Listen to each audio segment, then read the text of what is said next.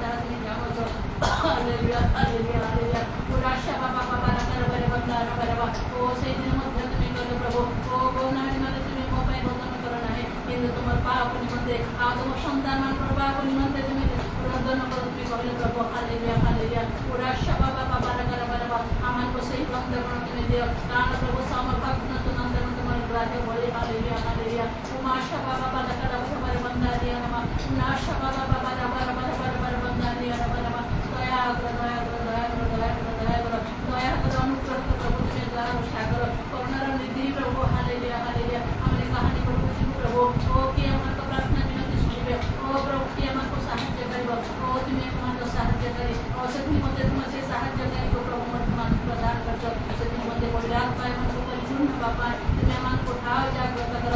ଆମମାନଙ୍କ ଶୀଘ୍ର ପ୍ରାଣ ଆମମାନଙ୍କ ଦୁର୍ବଳ ପ୍ରାଣ ଆତ୍ମା ଗୁଡ଼ିକ ପ୍ରଭୁ ତୁମେ ସଜୀବ କର ପ୍ରଭୁ। Hallelujah hallelujah. ତହିଁରେ ଆମେ ପ୍ରାର୍ଥନା କରିବୁ ପ୍ରଭୁ। ହାଲେଲୁୟା। ଉପାସ୍ୟ ବାବା ବାର ବାର ବାର ବାର ବନ୍ଦାନିଆନା ଇନାଶତନ ପର ବାର ବାର ବନ୍ଦାନ ବାର। ତୁମେ ଯେ ପ୍ରକାର ଚାହୁଁଛ ଯେ ପ୍ରକାର ମାନଙ୍କ ଆତ୍ମାର ସତ୍ତା କଥା ପ୍ରଭୁ ତୁମେ ସେହି ପ୍ରକାର ମାନଙ୍କୁ ସେ ପରିବେଶ ମଧ୍ୟରେ ସେହି ପ୍ରକାର ଅବସ୍ଥାକୁ ତୁମେ ଆଣୁ ପ୍ରଭୁ। Hallelujah hallelujah.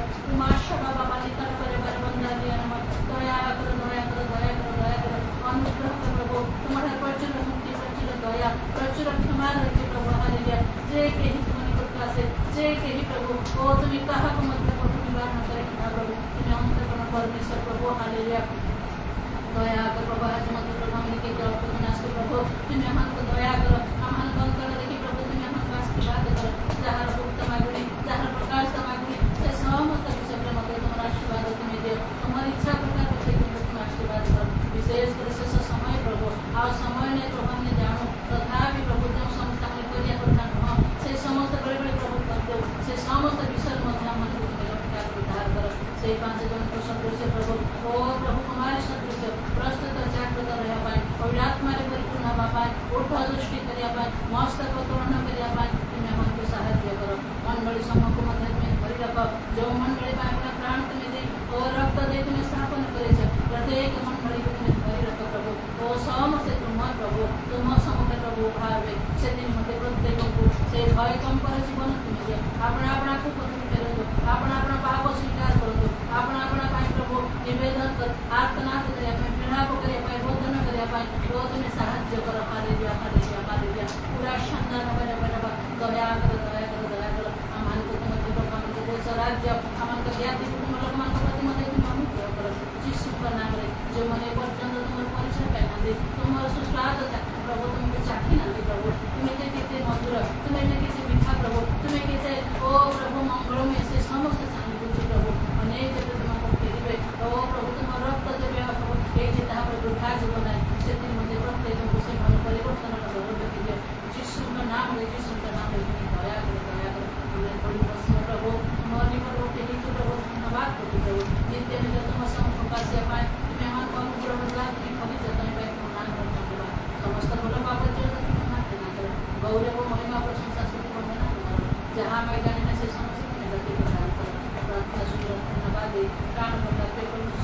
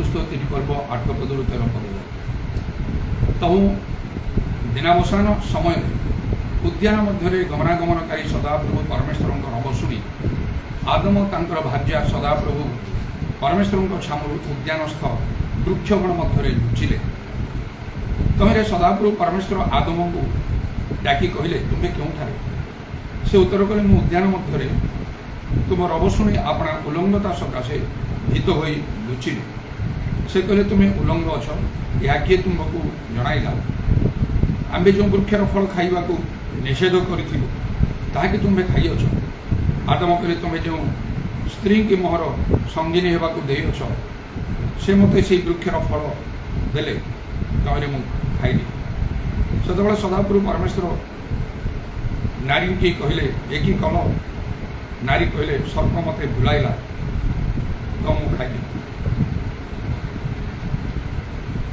प्रभुंकर सम्मुखर कौन सी लोक लुचि पार ना ନିଜକୁ କେହି ଲୁଚେଇ ପାରିବ ନାହିଁ। ଯେମିତି ବଡ଼ ସଂକଟର ଦିନ ଆସିବ ବୋଲି ଗୋଟେ ଗୀତ ଗାଉ ଆମେ, ସେଇଠି ଲେଖା ହେଇଛି ଗୋଟିଏ ପଦରେ, ଆଉ ବିଚାର ସିଂହାସନର ଗତି ଉଭା ହୋଇବେ ଯାଇ ସରବ ଜାତି, କହ କିସ ବୋଲି ଉତ୍ତର ଦେବ ସେଦିନ କହ କିସ ବୋଲି ଉତ୍ତର ଦେବ। ଆଉ ଗୋଟେ ପଦରେ ଓଡ଼ିଶାରେ ଗୋଟେ ଅଛି,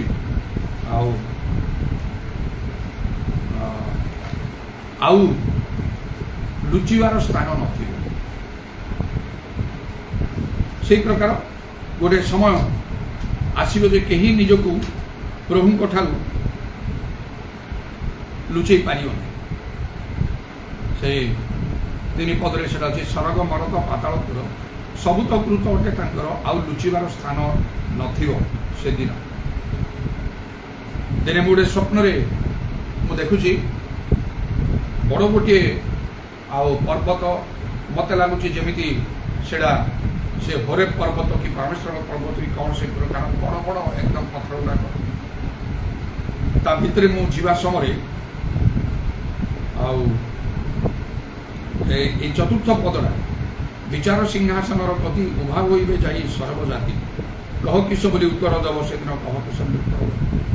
এইটা আউ কেহি গাউথিবার মু শুনছি কি মু নিজে গাউছি এবে মোর ঠিক মনে নাই, ভুলি গলিনি অনেক দিনের কথা, কিন্তু স্পষ্ট রূপে এইটা হি কুয়া যাଉଛି, বিচার সিংহাসনর গতি উভা হইবে যাই সর্বজাতি, কহ কিস বলি উত্তর দেব সেদিন কহ কিস বলি উত্তর দেব। ବହୁତ ଗୋଟେ ସୁନ୍ଦର ଆତ୍ମିକ ପରିବେଶ, ଗମ୍ଭୀର ପରିବେଶ ମଧ୍ୟରେ ଏ ଗୀତ ଗାଇବାର ମୁଁ ଶୁଣୁଛି କି ମୁଁ ନିଜେ ଗାଉଛି। ଏପରି ଗୋଟିଏ ସମୟ ନିଶ୍ଚୟ ପ୍ରଭୁ ରଖିଛନ୍ତି। ଅନେକ ସେଦିନ କିଛି ଉତ୍ତର ଦେଇପାରିବେ ନାହିଁ। ସବୁ ଗୁପ୍ତ ବିଷୟ ଗୁଡ଼ାକ ପ୍ରଭୁ ପ୍ରକାଶ କରିବେ, ଭଲ କିମ୍ବା ମନ୍ଦ। ସେ ମେଘରଥରେ ମହାବିକ୍ରମରେ ସେଇଠି ମଧ୍ୟ ଯୋଉ ଆଉ ସେ ଗୀତରେ ମଧ୍ୟ ଗୋଟିଏ ଆଉ ଧାଡ଼ି ଅଛି, ଭଲ ଠାରୁ ମନ୍ଦ ଅଲଗା କରିବେ।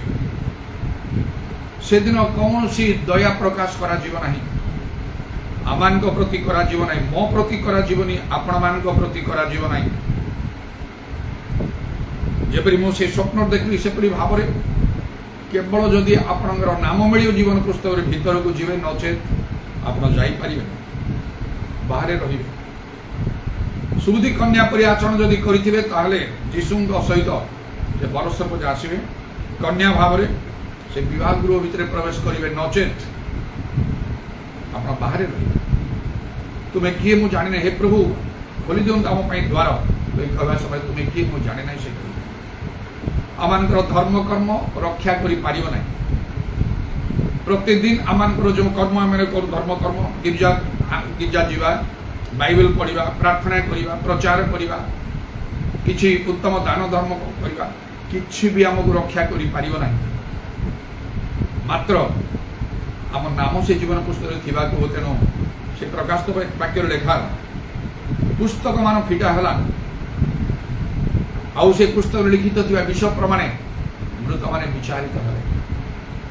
ମୁଁ ଏକ ବୃହତ୍ ଶ୍ଵେତବର୍ଣ୍ଣ ବୃହତ୍ ସିଂହାସନ ଦେଖିଲି, ତଦୁପବିଷ୍ଟ ବ୍ୟକ୍ତିଙ୍କର ସମ୍ମୁଖରୁ ଆକାଶମଣ୍ଡଳ ଆଉ ପୃଥିବୀ, ଆକାଶମଣ୍ଡଳ କ'ଣ ଚର୍ମ ପୁସ୍ତକ ଗୁଡ଼ା ହେଲା ପରି ଗୁଡ଼ା ହୋଇ ଦୂରୀକୃତ ହେଲା, ଆଉ କ୍ଷୁଦ୍ର ମହାନ ମୃତ ଜୀବନ୍ତ ସମସ୍ତେ ସେ ସିଂହାସନ ସମ୍ମୁଖରେ ଠିଆ ହେଲେ। ସମୁଦ୍ର ତାର ମଧ୍ୟବର୍ତ୍ତୀ ମୃତମାନଙ୍କୁ ମଧ୍ୟ ସମର୍ପଣ କଲା। ତାପରେ ସେଇ ପୁସ୍ତକମାନ ଫିଟା ହେଲା, ଯାହାର ନାମ ଶେଷରେ ଜୀବନ ପୁସ୍ତକ ଫିଟା ହେଲା। ଯାହାର ନାମ ସେଇ ପୁସ୍ତକରେ ଲେଖା ଥିବାର ଲେଖା ନଗଲା, ତାହାକୁ ଅଗ୍ନିମ ହ୍ରଦରେ ପକାଗଲା। ଦିନେ ପରମେଶ୍ୱରଙ୍କୁ ବସା କହିଲେ, ଯଦି ଲୋକମାନଙ୍କୁ ତମେ ନିତାନ୍ତ ମାରିଦେବ, ଆଉ ଏମାନଙ୍କୁ ଯଦି ତୁମେ ଆଉ ସେଇ କିରାତ ଦେଶକୁ ନ ନେବ, ମୋ ନାମ କାଟିଦିଅ ତୁମର ପୁସ୍ତକରୁ। ପରମେଶ୍ୱର କହିଲେ, ଯିଏ ପାପ କରେ ତାର ନାମ ଆମେ ପୁସ୍ତକରୁ କାଟିଦେବା। ସେଥିପାଇଁ ଲୋକମାନେ ଯେ କେହି ବି ପାପ କରେ ସେ ପ୍ରକାଶରେ କରିନଥାଏ, ବିଶେଷ କରି ପ୍ରଭୁଙ୍କର ଲୋକମାନେ ପ୍ରକାଶରେ କୌଣସି କାର୍ଯ୍ୟକ୍ରମ ନାହିଁ। ପ୍ରକାଶରେ ସେମାନେ ଭଲ ହିଁ ଦେଖାଯାଆନ୍ତି। ଯଦି ସେମାନଙ୍କର ଖରାପ ବିଷୟ ଦେଖାଯିବ ତାହେଲେ ଲୋକ ଗ୍ରହଣ କରିପାରିବେ ନାହିଁ। एपरी अनेक अच्छा जो मैंने से गुप्तरे गोपनीय भाव में लुचिकी से पाप करती कहीं जानती नहीं ताहा मात्र प्रभु भलरे जानती लेखा होची गोटे कथा लूक 8 पर्व तार 17 पदरे पर लेखा होची कारण जहाँ प्रकाशित न हेबो एपरी गुप्त विषय किछि नाही अबा जहाँ जना जाई प्रकाश न पाइबो एपरी गुप्त विषय किछि नाही जदि गुप्त अच्छी आमे भावुछु जे आमे हमर भूलटा मोर पापटा के जानुना ये तो जानना आज पर्यंत प्रभु ठारे तो क्षमा अच्छी प्रभु ठारे स्वीकार कले प्रभु क्षमा करिवे आउ टिके अधिक निजको नम्र करिवा पई आंठे जीव उबड़ हब प्रभुंकर पाखरे कांदिब उपवास करिवो कले तो आउरी प्रभु ठारो दया मिलिबो किंतु सेपरी हम ना सब गोटे समय प्रभु प्रकाश करेंगे तेणु से प्रथम था प्रथमे ये जो जड़े लुचे कहीं से भूल करते से लुचे प्रथम लुचिबार यही आदम हवांकर आम देखु जो समय दिनावसान समय परमेश्वर जे उद्यान मध्य गमनागमनकारी परमेश्वर आसिले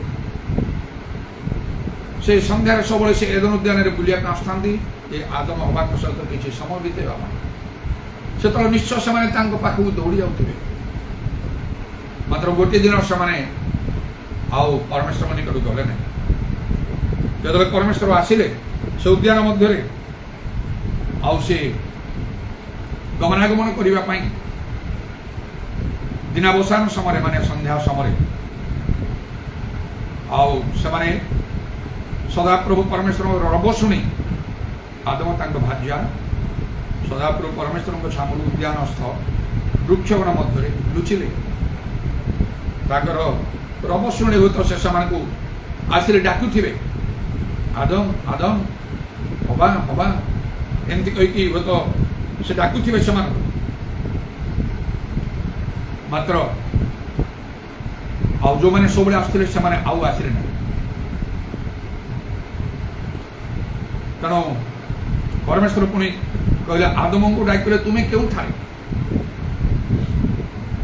एक प्रकार भाव में गोटे दिन प्रभु आम को डाकिले तुम्हें क्यों ठारे आज भी प्रभु आम को डाक कहते तुम्हें क्यों ठारे आम कौन प्रभुंर सम्मुखें ना से उद्यानस्थ वृक्ष गुड़ाक मध्य निमिरी वृक्षर पत्र को सी घाघरा बन पिंधिकी लुचिकी आम अच्छे से लुचिकी रही पारे ना परमेश्वर जो आदम को डाकिले तुम्हें क्यों ठारे आदम को से डाकी आदम तुम्हें क्यों ठारे से कहवा बाध्य आसे से उत्तर कले उद्यानस्थ वृक्ष उद्यान मध्य तुम रब शुणी अपना उल्लंघता सकाशे भीत आई लुचिली से कहवा बाध्य कारण से प्रश्न कले उत्तर न देवाई आछि बाट नही सेपरी निजक लुचई पारे ना बाध्य कहवा हम अनेक आगे अस्वीकार करते प्रभु को आगे स्वीकार करने को बाध्य से समस्त विषय जानती लेखा आउ दिन आउ राति आलुओ अंधकार उभय निमंते समान तेणु गोटे स्थान दाऊद कहते मुझे तुम ठार कौटी जा लुचिबी समुद्र पाताल को गले तो तुम से स्वर्ग को गले तुम से जो मुझे तुम मत पाइज तेणु सेपरी आदम स्वीकार करी कहीदेले जे एपरी हला मु लुचिछि मु उलंघ होइतिबा हेतु जो माने लुचंती से माने उलंघ देखा जाନ୍ତି प्रभुଙ୍କ दृष्टि आउ उलंघ मनीष सेतବେଳେ देखा जाए जेतବେଳେ से प्रभुଙ୍କର आज्ञा लंघन करे पाप करे तेणु परमेश्वर तक पचार तुम उलंघ बोली किए कहला तुमको कौन जो वृक्षर फल खाई मना कर तुम्हें खाइल से जो नारी की स्त्री की देथिलो से मत देला खाई पुणी तापर से स्त्री की मध्य परमेश्वर पचारे ये कि कल से तार उत्तर देदेला गोटे सफाई करी ନା ସର୍ପ ମତେ ଭୁଲେଇଲା ମୁଁ ଖାଇଦେବି। ଏଥିରେ କ'ଣ ସେମାନେ ରକ୍ଷା ପାଇଲେ? ପୁରୁଷ ଲୋକ ସ୍ତ୍ରୀ ଲୋକକୁ ଦୋଷ ଦେଲା, ସ୍ତ୍ରୀ ଲୋକଟା ସେ ସର୍ପକୁ ଦୋଷ ଦେଲା, ଏମାନେ ରକ୍ଷା ପାଇଲେ। ଈଶ୍ୱରଙ୍କର ଆଜ୍ଞା ଲଙ୍ଘନ କରିବା କେତେ ସାଂଘାତିକ ବିଷୟ, ତାଙ୍କର ସମ୍ମୁଖକୁ ନ ଆସିବା କେତେ ସାଂଘାତିକ ବିଷୟ।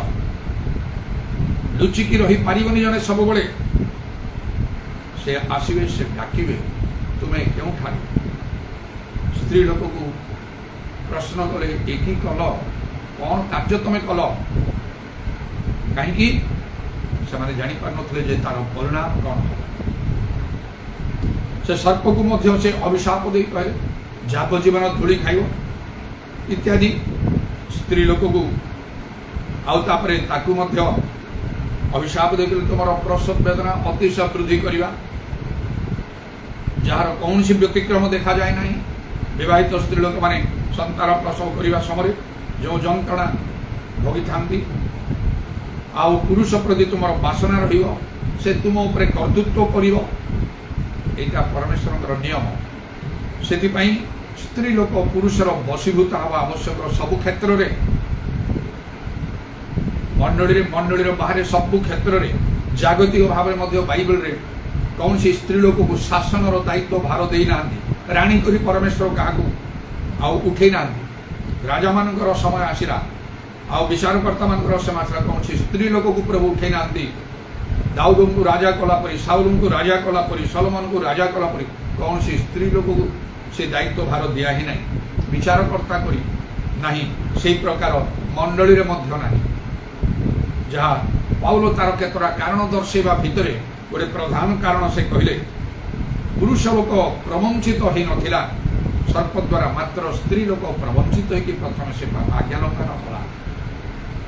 ତାର ମଧ୍ୟ କାରଣ ଏସବୁ ଅଛି। ଯେଉଁମାନେ ସବୁ ଆଜି ଜଗତର ଦେଶର ନୀତି ନିୟମ ସବୁଯାକ ବଦଳି ଦେଉଛି, ଈଶ୍ୱରଙ୍କର ନିୟମ ବଦଳିଯିବ କି? ହବ ନାହିଁ। ସେ ସମସ୍ତଙ୍କୁ ହିସାବ ଦେବାକୁ ପଡ଼ିବ, ପୁରୁଷ ଲୋକକୁ ସ୍ତ୍ରୀ ଲୋକକୁ। ଆଦମ ତୁମେ କେଉଁଠାରେ? ପୁରୁଷ ଲୋକମାନଙ୍କୁ ଏ ପ୍ରଶ୍ନ ହେବ, ସ୍ତ୍ରୀକୁ କୁହାଯିବ, ଏ କି କଲ, କ'ଣ କଲ ତମେ? ତେଣୁ ସ୍ୱାଧୀନତା ଆମର ଥିଲେ ମଧ୍ୟ ଯାହା ଇଚ୍ଛା ତାହା କରିପାରିବା ନାହିଁ। ଆଉ ସେଥିପାଇଁ ଆମକୁ ଦେଖିବାକୁ ହେବ ଯେ ଆମେ ଯେମିତି ଲୁଚିକି ରହୁ, ଏପରି କୌଣସି ବିଷୟ ଗୁପ୍ତ ବିଷୟ ନାହିଁ ଯାହା ପ୍ରକାଶିତ ହେବ ନାହିଁ ବୋଲି ଗୋଟିଏ ଦିନ ତାହା ପ୍ରକାଶ ପାଇବ ହିଁ ପାଇବ ନିଶ୍ଚୟ କରିକି, ଆଉ ତାର ପରିଣାମ ଭୟଙ୍କର। ପୁଣି ସେ ପୁରୁଷ ଲୋକକୁ ମଧ୍ୟ ସେ ଦଣ୍ଡ ଅଭିଶାପ ଦେଇ କହିଲେ, ଆଉ ତୁମେ ମୁଖର ସ୍ୱେଦରୁ ଅନେକ କଷ୍ଟ କରି ତୁମର ଜୀବିକା ନିର୍ବାହ କରିବ, ଖାଇବାକୁ ତୁମେ ପାଇବ, ବହୁତ ପରିଶ୍ରମ କରି। ଭୂମି ଶାପଗ୍ରସ୍ତ ହେଲା ଲେଖାଯାଇଛି, ଏବଂ କହିଲେ ତୁମେ ଧୂଳିରୁ ଆଉ ନିର୍ମିତ ପୁନର୍ବାର ଧୂଳିରେ ଲୀନ ହୋଇଯିବ। ଏସବୁ ଅକ୍ଷରେ ଅକ୍ଷରେ ଆଉ ସଫଳ ହେଇକି ଚାଲିଛି ଯୁଗ ଯୁଗ ଧରି, ସୃଷ୍ଟି ଆରମ୍ଭରୁ ଆଜି ପର୍ଯ୍ୟନ୍ତ କୌଣସି ଲୋକ ଅମର ହେଇକି ଆଜି ପର୍ଯ୍ୟନ୍ତ ଜଗତରେ ନାହିଁ। କେଡ଼େ ଭୟଙ୍କର ଆଜ୍ଞା ଲଙ୍ଘନ କରିବା ବିଷୟ। ପ୍ରଭୁଙ୍କ ଲୋକମାନେ ଆମେ ନିତାନ୍ତ ସାବଧାନ ଦରକାର ଯେ ଆମେ ସବୁବେଳେ ପ୍ରଭୁଙ୍କ ନିକଟକୁ ଆସୁଛୁ, ଯେଉଁମାନେ ପ୍ରଭୁଙ୍କ ଗୃହରେ ଗିର୍ଜା ପ୍ରାର୍ଥନା ସବୁଦିନ ଯେଉଁମାନେ କରନ୍ତି, ଭଲ କଥା ସେଇଟା। ମାତ୍ର ଲେଖାଯାଇଛି, ଭୟ କମ୍ପ ସହ ଆପଣ ଆପଣ ପରିତ୍ରାଣ ସାଧନ କର। ଏବଂ ନିକଟରେ ମଧ୍ୟ ମୁଁ କହିଛି ଯେ ସାବଧାନରେ ଆପଣ ଚରଣ ରଖ। ପ୍ରଭୁଙ୍କ ଗୃହକୁ ଗଲାବେଳେ ଯଦି ସାବଧାନ ନ ହେବ ମାତ୍ର ପରେ ବୁଝିବ। ଯେମିତି ସେଇ ହବା ସେଇ ଫଳ ଖାଇଲା ବେଳେ ଯେତେବେଳେ ପରମେଶ୍ୱର ତାଙ୍କର ଦୂତ କେହି କିଛି କହିନାହାନ୍ତି, ସେତେବେଳେ ଜାଣୁନଥିଲେ, ସବୁ ଜାଣିଥିଲେ। ଆଜି ମଧ୍ୟ ପ୍ରଭୁ ସବୁ ଜାଣିକି ନୀରବ ହେଇକି ଅଛନ୍ତି, ଆମେ ଭଲ କି ମନ୍ଦ କରୁଛୁ। ଗୋଟିଏ ଦିନ ତାର ହିସାବ ଆମଠାରୁ ମାଗିବ। ଆଉ ଆଦମ ମଧ୍ୟ ସେଟା ଖାଇଲା ବେଳେ ତାର ସେଇ ହବାଠାରୁ ଖାଇଲା ବେଳେ ପରମେଶ୍ୱର ଦେଖିଥିଲେ, ଜାଣି କିଛି କହିଲେ। କେତେବେଳେ ହେଇଥିବ ଦିନାବସାନ ସମୟରେ ପରମେଶ୍ୱର ଆସିଲେ, ଏଇଟା କେତେବେଳେ ସକାଳ 8ଟା ହେଇଥିବ, 9ଟା ହେଇଥିବ, 10ଟା ହେଇଥିବ, 11ଟା ହେଇଥିବ, 12ଟା ହେଇଥିବ, 1 ହେଇଥିବ, 2ଟା ହେଇଥିବ, এই ଟାଇମ୍ ବେଳେ ଆଉ ଏପରି ହେଲା। ଆଉ ସେଥିରେ ମଧ୍ୟ ଗୋଟେ ବିଷୟ ଦେଖାଉଛି, ଯେତେବେଳେ ସେଇ ସ୍ତ୍ରୀ ଲୋକଟା କରି ପ୍ରଥମେ ଖାଇଲା, ସେଇ ସମୟରେ ତା ପାଖରେ ତାର ସ୍ୱାମୀ ନଥିଲା, ସେ ଉଦ୍ୟାନ ମଧ୍ୟରେ ବୁଲୁଥିଲା ବେଳେ ସର୍ପ ଆସି କଲେ। ତେଣୁ ଅନେକ ସମୟରେ ଦୁର୍ବଳମାନଙ୍କୁ ଶୟତାନ ଧରି ନେଇଥାଏ। ସେଥିପାଇଁ ଲେଖାଯାଏ ପ୍ରଭୁଠାରୁ ଶକ୍ତି ପ୍ରାପ୍ତ ହୋଇ ତାଙ୍କ ପରାକ୍ରମରେ ବଳବାନ ହୁଅ। ମଣିଷ ଏକାକି ରହିବା ଭଲ ନାହିଁ ବୋଲି ପରମେଶ୍ୱର ଦେଖିଲେ ଅବଶ୍ୟ ଜଣେ ସାହାଯ୍ୟକାରୀ ସ୍ୱରୂପ ସେହି ସ୍ତ୍ରୀ ଲୋକଙ୍କୁ ଆଦମଙ୍କ ନିମନ୍ତେ ନିର୍ମାଣ କରିଥିଲେ। ଆଦମ ଯଦି ପାଖରେ ଥାନ୍ତେ, ଦୁଇ ଜଣ ଯାକ ସେମାନେ ମିଶିକି ଥାନ୍ତେ, ହେଇପାରେ ଆଉ ଶୟତାନ କେତେବେଳେ ଆସିନଥାନ୍ତା। ସେ ତ ଆଉ କାହାକୁ ଗ୍ରାସ କରିବ ବୋଲି ଖୋଜି ବୁଲୁଛି, ମାନେ ଗୋଟେ ସୁଯୋଗ ସେ ଅନ୍ୱେଷଣ କରୁଛି। ସେ ଆଦମ ପାଖରେ ଥିଲେ, ଦୁଇ ଜଣ ପାଖରେ ଥିବେ, ଏଇଟା ହେଇପାରିବନି କିମ୍ବା ପୁରୁଷ ଲୋକଙ୍କୁ ମୁଁ ହୁଏତ କହିପାରିବିନି, କରିପାରିବିନି କିଛି ବୋଲିକି ବୋଧେ ସେ ଜାଣିଛି ଶୟତାନ। ତେଣୁ ଦେଖିଲା ସେ ସ୍ତ୍ରୀ ଲୋକ ଉପରେ ନଜର ପକେଇଲା, ଆଉ ଇଏ ଯଦି ଟିକେ ସେପାରେଟ୍ ଏକା ହବ ତାକୁ ମୁଁ ଧରିଦେବି, ଗଲା ଗ୍ରାସ କରିଦେଲା। ସେ ଏକା ହେଇକି ସେ ବୁଲୁଛି। ସେଥିପାଇଁ ପରମେଶ୍ୱର କହିଲେ ମଣିଷ ଏକାକି ରହିବା ଭଲ ନୁହେଁ। ଆହୁରି ଲେଖା ହେଲା, ଆଉ ଏକ ଜଣ ଠାରୁ ଦୁଇ ଜଣ ଭଲ, ତାମାନେ ଗୋଟେ ସହଭାଗିତାର ଜୀବନ ଦରକାର। ମଣ୍ଡଳୀ ଉପାସନା ତ୍ୟାଗ କର ନାହିଁ ଲେଖା ହେଇଛି, ଯାହାକୁ ନରକର ବଳ ପରାଜୟ କରିବ ନାହିଁ। ଦୁଇ ଜଣ ଏକ ମନାଇ ଯାହା କିଛି ମାଗିବେ ମୋର ସ୍ୱର୍ଗସ୍ଥ ପିତାଙ୍କର କର୍ତ୍ତବ୍ୟ ଘଟିବ ବୋଲି ଲେଖା। ତେଣୁ এই বিষয় আমাকে ভালরে বুঝিବାକୁ হব। উপযুক্ত প্রভুଙ୍କ ଲୋକଙ୍କର বা ଲୋକମାନଙ୍କର ସଙ୍ଗରେ ରହିବାକୁ ହବ। ଯେମିତି ସେଦିନ ସେଇ ଆଦ୍ୟମଣ୍ଡଳୀରେ କ'ଣ କରୁଥିଲେ ସେମାନେ ନା ପ୍ରେରିତମାନଙ୍କ ଶିକ୍ଷା ସହାୟତାର ପ୍ରାର୍ଥନା ନିବିଷ୍ଟ ଭାବରେ ରହିଲେ। ନିଜକୁ ସବୁବେଳେ ପୃଥକ କରି ରଖନ୍ତୁ ନାହିଁ, ମଣ୍ଡଳୀରୁ ପୃଥକ ହେଇକି ରୁହନ୍ତୁ ନାହିଁ। ସବୁବେଳେ ଉପଯୁକ୍ତ ପ୍ରଭୁଙ୍କ ଲୋକଙ୍କ ଠାରୁ ପୃଥକ ହେଇକି ରହନ୍ତି ନାହିଁ। ପାରିବେ ନାହିଁ, ଆପଣ ପାରିବେ ନାହିଁ। ଆଉ ତେଣୁ ପ୍ରଭୁ ପବିତ୍ର ଆତ୍ମାଙ୍କୁ ଦେଇଛନ୍ତି ଯେପରି ଆମମାନଙ୍କ ଦୁର୍ବଳତାରେ ସେ ଶକ୍ତି ଆଉ ସେ ସିଦ୍ଧ ଆଉ ସେ କରିବେ। ଆମମାନଙ୍କୁ ଗୋଟେ ସହଭାଗିତାର ଜୀବନ ଆବଶ୍ୟକ। ଆଉ ବିଶେଷ କରି ସେଇଟା ହେଉଛି ଆଉ ପ୍ରଭୁ ଯୀଶୁଙ୍କର ଦ୍ୱାରା ସ୍ଥାପିତ ମଣ୍ଡଳୀ, ଯାହାକୁ ନରକର ବଳ ପରାଜୟ କରିବ ନାହିଁ। ତେବେ ଆଉ ପ୍ରଭୁଙ୍କର ଧନ୍ୟବାଦ ହଉ। ଆଜି ଆମମାନଙ୍କୁ ପ୍ରଭୁ ଆଉ ଆମମାନଙ୍କୁ ପଚାରୁଛନ୍ତି ଯେ ତୁମେ କୋଉଠି ଅଛ, ତୁମେ କ'ଣ କଲ, ଆମେ କ'ଣ ଲୁଚିକି ଅଛୁ ନା ପ୍ରଭୁଙ୍କର ସାମ୍ନାକୁ ଆମେ ଆସୁ, ସେଇଟା ଆମେ ଜାଣୁ। ଏଇଟା ଶାରୀରିକ ଭାବରେ କଥା, ଶାରୀରିକ କଥା ନା ଆତ୍ମିକ କଥା।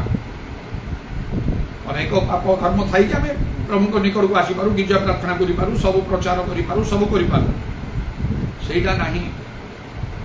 ପ୍ରଭୁ ଅନ୍ତଃକଣ ଅନୁସନ୍ଧାନ କରନ୍ତି, ଯାହା ଭିତରେ ଯେତେବେଳେ ପ୍ରଭୁ ନିକଟ ଆସିବା ସମୟରେ ଆମମାନଙ୍କୁ ପବିତ୍ର ଦେଖାଯିବାକୁ ହବ। ଆଉ ଆମେ ପ୍ରଭୁଙ୍କର ବାଧ୍ୟ ହେବାକୁ ହବ, ତାଙ୍କର ବାକ୍ୟ ପାଳନ କରି ତାଙ୍କର ସନ୍ତୋଷଜନକ କାର୍ଯ୍ୟ ଲେଖା ହେଉଛି କ'ଣ, ପ୍ରଭୁଙ୍କର ସନ୍ତୋଷଜନତା ଅନୁସନ୍ଧାନ କର। ଭୟକମ୍ବରେ ଆପଣା ପରିତ୍ରାଣ ସାଧନ କରି ପାପରୁ ପରିଷ୍କୃତ ହେଇ ସେପରି ତାଙ୍କ ନିକଟକୁ ଆସିବାକୁ ହବ। ତାହେଲେ ଭଲ ନହେଲେ ଲାଭ ନାହିଁ। ସେଇ ନାଦ ଅଭିଭୂତ କରି ହବ। ସେମାନେ ଧୂପ ଉତ୍ସର୍ଗ କଲା, ସେମାନେ ଅଗ୍ନି ସେମାନଙ୍କୁ ଗ୍ରାସ କଲା। ଏମିତି ପ୍ରକୃତିରେ ମଣିଷ ପ୍ରଭୁ ତାଙ୍କୁ ଲୁଚି ପାରେ ନାହିଁ। ସେ ଆଖଙ୍କ ବିଷୟରେ ପରମେଶ୍ୱର ଯେଉଁ ଆଜ୍ଞା ଦେଇଥିଲେ, ଆଉ ସେ ଜିରିଓକୁ ସମ୍ପୂର୍ଣ୍ଣ ରୂପେ ବିନାଶ କରି କହି ସମ୍ପୂର୍ଣ୍ଣ ବଞ୍ଚିତ ବିନାଶର ମାନେ କିଛି ବଞ୍ଚେଇବ ନାହିଁ। ମାତ୍ର ସେମାନେ ସେ ସବୁ କଲେ, କିନ୍ତୁ ଗୋଟିଏ ଲୋକ ଗୁପ୍ତ ଭାବରେ ଗୋଟେ କାର୍ଯ୍ୟ କଲା, ଲୁଚେଇକି କଲା, ସେ ହେଲା ଆଖ। ପରିଣାମ ଆସିଲା, ଆଉ ଯୁଦ୍ଧରେ ସେମାନେ ଆଉ ଜୟ କରିପାରିଲେ, ବାରମ୍ବାର ସେମାନେ ହାରିଲେ। এই চিরপুরি ଆଉ ସେଇ ନଗରକୁ ସେମାନେ ଜୟ କଲେ, ଯେଉଁଟା ବଡ଼ ପ୍ରାଚୀର ବେଷ୍ଟିତ ଥିଲା। ମାତ୍ର ସାମାନ୍ୟ ଅଳ୍ପ ଲୋକ ଥିଲେ, ଛୋଟ ଜାଗା, ବାରମ୍ବାର ହାରିଲେ। ସେ ଭୁଲ ଜିଓସେଫ୍ କରିନାହାନ୍ତି, ସେ ଭୁଲ ଆଉ ସେଇ ଇସ୍ରାଏଲର ପ୍ରାଚୀନମାନେ କରିନାହାନ୍ତି, ଅନ୍ୟ କୌଣସି ଲୋକ ନାହିଁ, ମାତ୍ର ଗୋଟିଏ ଲୋକ କଲା। ଏଇଟା ଭୟଙ୍କର କଥା, ଏଇଟା ଭୟଙ୍କର ବିଷୟ। ସେ ଗୋଟିଏ ଲୋକ ପାଇଁ ଅନ୍ୟମାନେ ସମସ୍ତେ ଦଣ୍ଡ ପାଉଛନ୍ତି। କେତେ ଲୋକ ସେ ଯୁଦ୍ଧରେ ବାରମ୍ବାର ହାରିଛନ୍ତି, କେତେ ଲୋକ ମରିଥିବେ ସେଇଠି। କେତେ ଚିନ୍ତାରେ ପଡ଼ିଲେ କେହି ଜାଣିପାରୁନାହାନ୍ତି। ତାପରେ ଯୋଶୁଆ ଚିନ୍ତା କଲେ, ଉପବାସ କରି କିଛି ପ୍ରାଚୀନମାନଙ୍କ ସହିତ ଉଗୁଡ଼ ହୋଇକି ଦିନ ସାରା ପଡ଼ିକି ରହିଲେ ପ୍ରଭୁଙ୍କର ସମ୍ମୁଖରେ। ସନ୍ଧ୍ୟା ସମୟରେ ପରମେଶ୍ୱର କହିଲେ, ଉଠ, କାହିଁକି ତୁମେ ପଡ଼ିକି ଅଛ? ଇସ୍ରାଏଲ ପାପ କରିଛି, ସେମାନେ ଆଜ୍ଞା ଲଙ୍ଘନ କରିଛନ୍ତି, ବର୍ଜିତ ବସ୍ତୁ ରଖିଛନ୍ତି, ଆପଣମାନଙ୍କ ସାମଗ୍ରୀ ମଧ୍ୟରେ ଲୁଚେଇକି ରଖିଛନ୍ତି, ତେଣୁ ଶତ୍ରୁର ସମ୍ମୁଖୀନ ହେଇପାରୁନା। ଜିଓସେଫ୍ କହିଲେଣି ପ୍ରଭୁଙ୍କୁ, ପ୍ରଭୁ आम दायी केमती जदि गोटे लोक कला आम कौन दायी से मु कौन दायी मो वाक्यर डाण बाम को मुझे जाऊना समस्ते भोगुंट परिणाम सेटापी केमी सहित डिल करने को अच्छे शेष आखन निरूपित है से जीवसी जो पंड कहले प्रकाश रे खोली कहले जे कहीं तुम्हें आमको दुख दल जेहेतु तुम्हें आमको दुख दल प्रभु तुमको दुख देवे देख समस्त परिवार समस्त पशुपल सब विषय को से आखु उपत्यका समस्ते पत्थर पकईकि मारिले तुम्हें दुख दल इस्राएल को तेणु आज परमेश्वर तुमको दुख दूच से लुचिकी रही पार निकट में प्रभु को पाखक आसिकी समर्पण कर देकी बदली जीवा भल आसई केवल से नुह जो से एक प्रकार प्रतिकार कले परमेश्वर से प्रति प्रसन्न हेले युद्ध से जय कले अग्रसर हेले तो प्रभु धन्यवाद हो तेणुक आम चिंता करने को कौन जदि आम कार्य बारंबार जदि विफलता आम देखा समस्या देखा आम तो लुचिकी किसी भूल कर आज्ञा लंघन कर पाप कर जीवसियों परी प्रभुंर सम्मुखें पड़ी पचारिया कौन से कथा दिने मो मन प्रेरणा आसला जो मुझे 10 दिन मत दिन राति उपवास करी किसी पाप भूल जानापी से सोड़ा प्रभुकार मुझे स्वीकार करी किसी विशेष विषय नहीं कि उपवास करी प्रभुठार आत्मिक दान इत्यादि कौन कौन सब पाइबा आपर जो नवम दिन है नवम दिन ना 10म दिन नवम दिन ही मोर उपवास आत्मार गोटे प्रेरणा पाई सका 11 दिन 11 संध्या 6टा पर्यटन भूमि लंबिकी पड़ी से जीवोत्सव कथा मन पड़े मत भी प्रभु कथा कहे दर्शन रब द्वारा 11 12टा 1 2टा 3टा 4टा 5टा 6टा दीर्घ 7 घंटा लंबिकी स्ट्रेट मुह मारिकी पड़ी टिके हलचल होने घरे समस्त मुझे स्ट्रिक्ट कर देती कहीं मो पाक आसनी कहीं मत छुईबनी 9 दिन है मु दिन राति खाऊनी पीऊनी कहीकि बड़ चिंतार घरे मध्य कि मत डिस्टर्ब कर भूमि पड़ी 7 घंटा दीर्घ टिके हलचल ना 9 दिन है कि न खाई न पी 10 दिन कम्प्लीट करने एमती भाव में मो प्रभुंर अन्वेषण कर खाली बसिकी कांथर टी आउजी पड़ी प्रार्थना करू करू ढोड़ेकी सेमिति भाव में मुझे सर्वांतकन प्रभु को खोजी प्रभु रब पाई लुसिफर आसिला मोर सामना को दर्शन द्वारा मुझे देखुची से किपरि कार्य से करुची कारण से जगत ओलट पालट करवा किसी लोक मध्य मु जड़े होली शैतान जानिला प्रभु ठार मुझे शक्ति प्राप्त हेबी प्रभु ठार अनुग्रह पाइबी जीशुंर सामना को जीवी तृतीय स्वर्ग पर्यंत उठीजी जीशुंर सहित डाण हाथ मिसेबी हैंडसेक करी जड़े पृथ्वी शासक हेबी अनेकंर परित्राण कारण हेबी जोटा मुझे सब बेले प्रार्थना करे आमती मुझे करना जपरी मु प्रचुर फल फड़ी आउ से फल स्थायी हम ये प्रभु जो 15 पर्व अनुसार तुम उत्तम द्राक्षालता मो शाखा सब बेले मुझे तुम सहित संयुक्त होकर रही आउ मु परिष्कृत हेबी मु तुम भीतर रही तुम्हें मो भीतर तुम्हें मो तुम वाक्य मो भीतर रही लिखा प्रचुर फल फड़ी पार आटा स्थायी हबार अच्छी दानिएल पुस्तक 12 पर्व को जाई कहे अनेक मत धर्मर प्रति फेरे आने कहीकि कहे ताने मु जड़े प्रकृत आत्मा लाभकारी मत सोल विनर हवा यहाँ मोर दैनंदिन जीवन प्रार्थना खाली गिजा प्रार्थना करवा कौटी गोटे मीटिंग नहीं जावा से ना अंतर भितर ये प्रार्थना ए साटिस्फाइड नुहे बहुत मत प्रभु कार्य करने चिंता करे प्रभु आगमन विलंब थे से सुजोग निश्चय प्रभु देवे कर प्रभु अनेक सभा मत प्रभु विशेष भाव में व्यवहार भी कर हजार हजार लोकों सम्मुखें मध्य महासभा मानक ग्रामांचल सहरांचल नितांत अशिक्षित लोक सम्मुखें उच्च शिक्षित लोक मध्य सफलतार सहित कारण सेपरी भाव में परिश्रम जहाँ प्रभु नाम को धन्यवाद दिए आउ प्रभु दृष्टि जाऊ तुम यथात सेपरी करने को से आउ कौन है आउ जड़े ବ୍ୟକ୍ତି ମଧ୍ୟ ସେ ହେଲେ ଏଲିଶାଙ୍କର ସେବକ ଗେହାଜି। ସେ ବି ଲୁଚେଇଲା ନାମାନ ଠାରୁ ସେ ଉପହାର ଆଣିକି ସେ ନିଜ ଘର ଭିତରେ ସେ ଲୁଚେଇ ରଖିଲା। ସେ ଭାବିଲେ ସେ କେହି ତ ଜାଣିନାହାନ୍ତି। କିନ୍ତୁ ଏଲିଶାଇ କହିଲେ ମୋର ଅନ୍ତଃକରଣ ଯାଇଥିଲା ତୁମ ସହିତ। ଯେତେବେଳେ ସେ ଆସି ପହଞ୍ଚିଲା ଏଲିଶାଇଙ୍କ ସମ୍ମୁଖରେ, କୁଆଡ଼େ ଯାଇଥିଲ ଗେହାଜି? ନା ମୁଁ କୁଆଡ଼େ ଯାଇନି, ମୋର ଆତ୍ମା ତୁମ ସହିତ, ମୋର ଅନ୍ତଃକରଣ ତୁମ ସହିତ ଯାଇଥିଲା। ସେ ନାମାନ ଠାରୁ ଉପହାର ନେବ, ଏଇଟା କ'ଣ ସେ ସମୟ? ଉପହାର ନେବାର ସମୟ। ତେଣୁ ପ୍ରକୃତରେ ଗୋରୁ ମେଷ ସବୁ ନେବାର ସମୟ, ଚିତ୍ତ ବୃକ୍ଷରୋପଣ କରିବାର ସମୟ। ତେଣୁ ସବୁ ବିଷୟ ପାଇଁ ପ୍ରକୃତରେ ଗୋଟେ ସମୟ ଅଛି। ଆମେ ଭାବୁଛୁ ଏ ସମୟ ଏଇଟା ହେଇଗଲା, ସମୟ ପଳେଇଲା। ପ୍ରଭୁ ରଖିଛନ୍ତି। ପ୍ରଭୁ ଯଦି କାର୍ଯ୍ୟ ନ କରିବେ ତାହେଲେ କିଏ କ'ଣ କରିବ?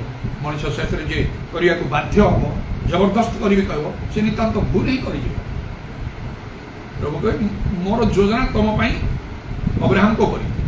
ତମେ କେମିତି ଚଞ୍ଚଳ ହେଇଯାଉଛ? ନା ମତେ ଶୀଘ୍ର କରି ମୋ ପାଇଁ ତମେ କାର୍ଯ୍ୟ କରି। ପ୍ରଭୁଙ୍କର ଗୋଟେ ଇଚ୍ଛା, ପ୍ରଭୁଙ୍କର ଗୋଟେ ଯୋଜନା ଅଛି ମଣିଷ ପାଇଁ।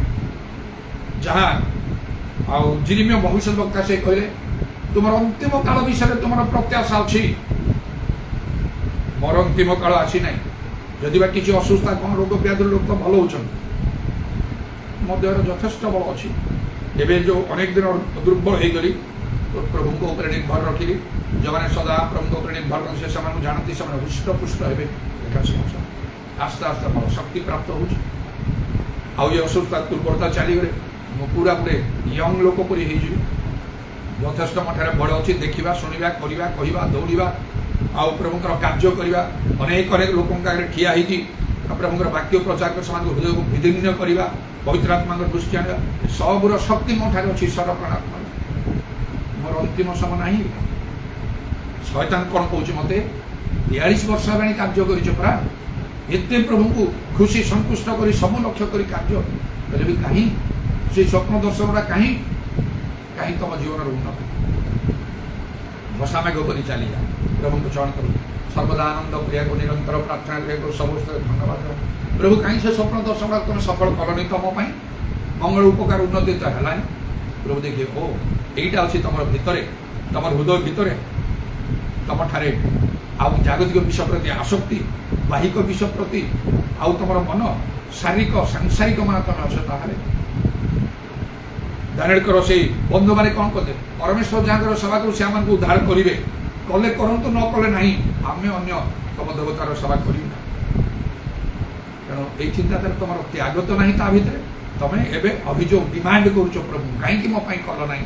ଯେତେ କାର୍ଯ୍ୟ ମୁଁ କରିବି, ଯଦି ପ୍ରଭୁଙ୍କୁ ମୁଁ ଦାବି କରିବି, ମୋର ବହୁତ କଥା ଅଛି ଦାବି କରିବା ପାଇଁ। ପ୍ରଭୁ ଏତେ ପାଠ ପଢ଼ିଲି, ମୁଁ ମୂର୍ଖ କରି ହେଇଯାଇଛି, ଚାକିରି କଲି ନାହିଁ, ସମୟ ଥିଲା, ନିଷ୍ପତ୍ତି ନେଇଗଲି, କଲ୍ ଲେଟର ଚିରିଲି, ତୁମର କାର୍ଯ୍ୟ କଲି, ଏତେ ତାଡ଼ନା ଭୋଗିଛି ତାର ହିସାବ ନାହିଁ। ଆଉ ମଣିଷକୁ ସନ୍ତୁଷ୍ଟ କରିନାହିଁ, ତୁମକୁ ସନ୍ତୁଷ୍ଟ କରି ସବୁବେଳେ କାମ କରୁଛି। ବାଇବେଲ ଯାହାକୁ ଦେଲା କଥା, ଆଉ କାହିଁ ମୋର ମଙ୍ଗଳ, ଉନ୍ନତି, ଆଶୀର୍ବାଦ ବହୁତ କଥା ଅଛି କହିବା ପାଇଁ, କିଛି ମୁଁ କହୁନାହିଁ। ସବୁ ଗ୍ରହଣ କରି ନେଉଛି, ଉଗୁଡ଼ ହୋଇ ପ୍ରଣାମ କରୁଛି। ଆଉ ଏବେ ଆଉ ଗୋଟେ ନୂଆ ସିଷ୍ଟମ୍ ମୋ ଭିତରେ ଆରମ୍ଭ ହେଇଛି। ମୁଁ ଯେତେବେଳେ ମୋର ବ୍ୟକ୍ତିଗତ ଭାବରେ କରେ, ବ୍ୟକ୍ତିଗତ ସାମୂହିକ ଭାବରେ ଜାଣିପାରିବେନି, ମୋତେ ଦେଖିଲେ ବି କେହି। ଯେତେବେଳେ ଉଗୁଡ଼ ହୁଏ ମୁଁ 7 ଥର ଆଉ ମୁଁ ପ୍ରଣାମ କରି ପ୍ରଭୁଙ୍କୁ ମୁଣ୍ଡିଆ ମାରେ, 1 2 3 4 5 6 7 କରି। କୋଉଟା ନା ଏସବୁଙ୍କ ସାମ୍ନାକୁ ଯିବା ସମୟରେ ତାଙ୍କ ଭାଇ ଯାକୁବ ସେ 7 ଥର ତାଙ୍କୁ ଉଗୁଡ଼ ହୋଇ ପ୍ରଣାମ କରି ତାଙ୍କ ନିକଟକୁ ଗଲେ। ସେ କହିଲେ, ଆଉ ପରମେଶ୍ୱରଙ୍କର ମୁଖ ଦେଖିବା ସଦୃଶ୍ୟ ମୁଁ ଆପଣଙ୍କର ମୁଖ ଦର୍ଶନ କରୁଛି। ଭିନ୍ନ ଭିନ୍ନ ଯେତିକି ପାରିବି ସେତିକି ସବୁ ଆତ୍ମାଙ୍କର ଚାଳନା ପ୍ରେରଣା ଅନୁସାରେ କରିକି ପ୍ରଭୁଙ୍କ ନିକଟରେ ଅଧିକ ଗ୍ରାହ୍ୟ ହେବା ପାଇଁ ଚେଷ୍ଟା କରୁଛି। ତେଣୁ ସେ ଗେହାଜିର ଅବସ୍ଥା ଦେଖନ୍ତୁ, ଧରା ପଡ଼ିଗଲା। ସେ କହିଲେ, ନାମାନର କୁଷ୍ଠ ରୋଗ ତୁମଠାରେ ତୁମର ବଂଶରେ ଲାଗି ରହିବ। ହିମତୁଲ୍ୟ ଶ୍ଵେତବର୍ଣ୍ଣ ଏହି କୁଷ୍ଠଗ୍ରସ୍ତ ହେଇକି ସେ ଚାଲିଗଲା। ଲୁଚେଇ ହବ ନାହିଁ, ପ୍ରଭୁଙ୍କ ଠାରୁ ଲୁଚି ହବ ନାହିଁ।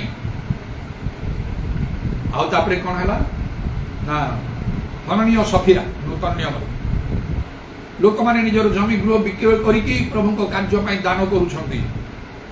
ଓ ବର୍ତ୍ତମାନ ଯୁଗରେ ସେପରି ଲୋକ ଉଠନ୍ତୁ, ପ୍ରଭୁଙ୍କର କାର୍ଯ୍ୟ ବଢ଼ିଯାନ୍ତା, କିନ୍ତୁ ଲୋକମାନେ ସେପରି କରୁନାହାନ୍ତି।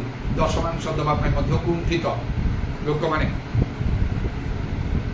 घर जमी विक्रय कर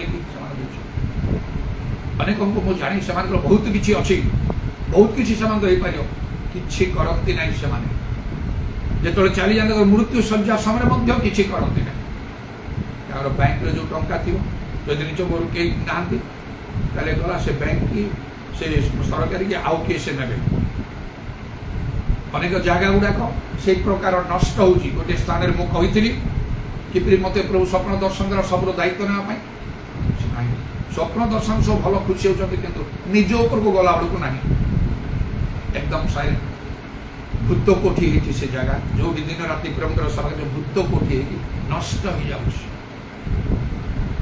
तेणु लिखाई तुम्हें बुद्धि नष्ट की खचर पड़ अनंत काल धन पाई था से जुवा लोक प्रभु करे स्वर्ग में धन पाइब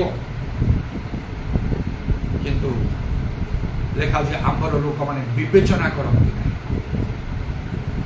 तेरे से हरणीय सफिरा आसिकी पितर को से विक्रय करके समस्ते करें आम न कले खराब कथा लोक भावी मैंने किसी करूना ना आमर ना टे बाहर ना आम देचु कही भावनी कि लुचई कि जी विक्रय कले जी लुचई इतर कले कौन एत विक्रय हाँ मिछ कथा पवित्र आत्मा आगे मिछ कौच तुम तेणु जड़े अच्छा प्रभु लोक सामने केवे मिछ कहे ना निजक धार्मिक देखेबे ना जदि आप सेमती ना मृत्युदंड आसीज भीतर आउ क्रोधरे आउ से सामान कहले तुम्हें कौन एक परामर्श हो दुई जन स्वामी स्त्री पवित्र आत्मा सामने मिछ कहवा गोटे पर गोटे दुई जन जाके मरीगले से कचाड़ी पड़ी प्राण त्याग कले तेणु प्रभु जीशु आज लुक 8:17 जहाँ प्रकाशित न हो एक गुप्त किसी ना मनीष को लुचिवाई गोटे स्थान किंतु अच्छी गोटे स्थान अच्छी से आप लुचंतु आपणकर मंगल हम प्रभु आशीर्वाद करेंगे महा अनुग्रह करेंगे दया करेंगे प्रभु खुशी हे गोटे स्थान अच्छी लुचिवाई गीत संहिता 32 पर्वर 7 पदरे लिखा दाऊदंकर गीत तुम्बे मोहर लुचिवा स्थान तुम्बे संकल्प मत रक्षा कर गीत संहिता 119 देख से कथा लिखाई पुनर्बार से गीत किए लिखि तार तो शिरोनाम ना मात्र मत मन पड़े टे हस भी लगुच गोटे तो मन पड़े जयंत भाई कथा जिते से किसी कहवाई ठिया कहला गीत संहिता रिफेर कले माने मनकर जो गीत संहिता 119 पर्वर गोटे पद कह आउ दाऊद लिखि गीत संहिता 119 पर्व तार 1 पदरे कहीकि ये जो देखाई जो तार 114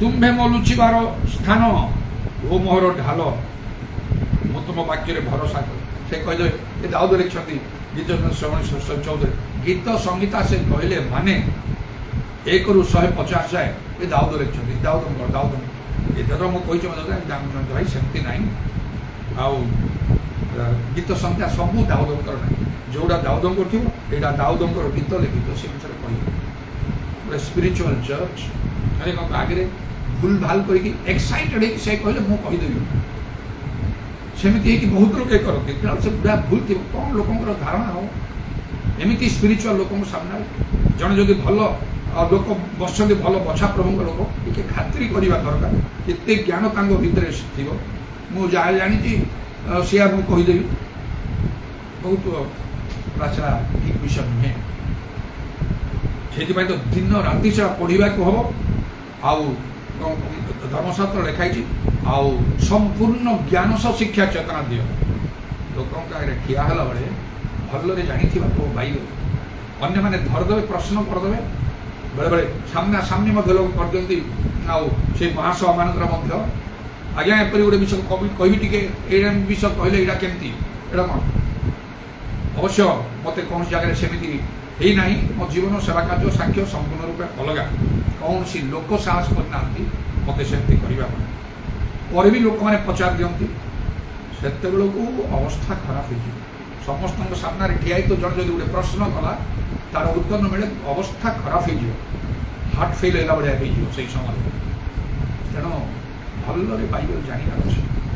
ଆତ୍ମିକ ମଣ୍ଡଳୀରେ ବହୁତ ଲୋକଙ୍କର ଠିଆ ହେଲା ବେଳକୁ ଜାଣିବାକୁ ହବ, ଆଉ ଉପଯୁକ୍ତ କଥା କହିବାକୁ ପ୍ରଭୁଙ୍କର ଇଚ୍ଛା ଅନୁସାରେ। ମୁଁ ଜାଣିଛି ମୁଁ କହିବି ସେଇଆ ନାହିଁ, ପ୍ରଭୁ ଯାହାକୁ ଚାହୁଁଛନ୍ତି ସେ କହିବେ, ସେତେବେଳକୁ କାର୍ଯ୍ୟ ହବ। ପବିତ୍ର ଆତ୍ମାଙ୍କର ଦୃଷ୍ଟି ହବ। ପିତର ଯେମିତି କର୍ଣ୍ଣେଲିୟସଙ୍କର ହେଲା, ଅନ୍ୟ ସେଇ ଜାଗାରେ ଆଉ କେହି କହୁଥିବ, ସବୁ ଶୁଣୁଥିବେ, ଭଲ କଥା ଗୋଟେ ସୁନ୍ଦର, କାହିଁକି ପବିତ୍ର ଆତ୍ମାଙ୍କର ଦୃଷ୍ଟି ହବ? ପ୍ରଭୁ ଧରିବେନି? କିଏ କହିଲା ତମ ଠିଆ ହବ? ସେଇ ଯାହାଙ୍କୁ କୁହାଯାଇଥିଲା ସେଇ ଠିଆ ଆତ୍ମାଙ୍କର ଦୃଷ୍ଟି ହୁଅନ୍ତା।